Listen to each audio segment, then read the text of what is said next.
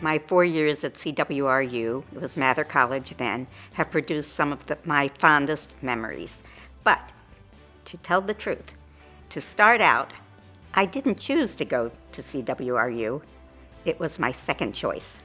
But as a 17-year-old with an attitude of thinking I knew best for myself, it took a great institution to turn that around, and CWRU was just that.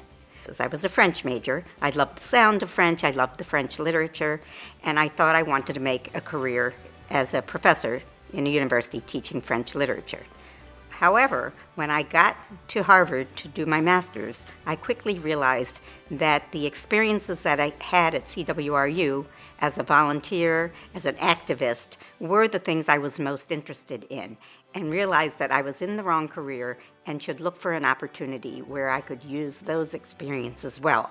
So I did a 180-degree turn, and as soon as I finished my master's, I marched across the bridge from Cambridge to Boston University and ended up getting a master's in social work, which did put me on the trajectory of my career. I was involved in so many activities, and there were so many opportunities to be engaged at CWRU.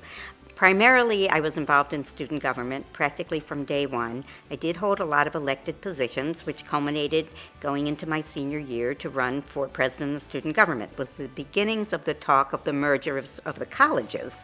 The women of Mather College were quite concerned that their traditions, their voices, and their leadership opportunities would be compromised in the merger. Went on and learned a lot about the importance of advocacy, and learned a lot also about the complexities of mergers, both of which I use in my career today.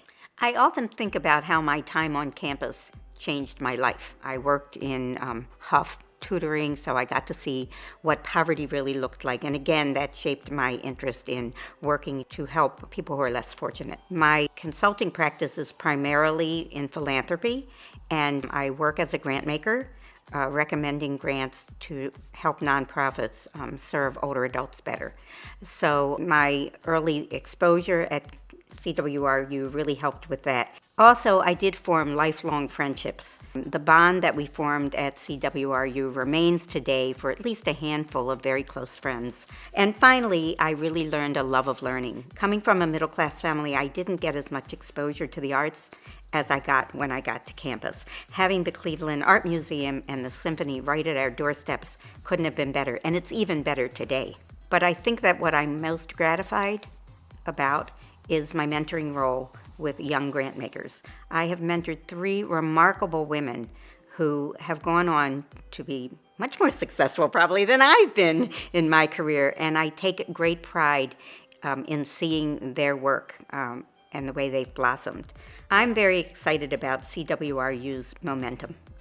Improvements in the physical plant, in the opportunities that exist for students today are so incredible that I just swell with pride at the university.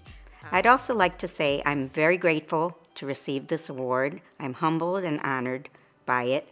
I appreciate the opportunity to tell a little of my story, and I certainly appreciate my years at CWRU.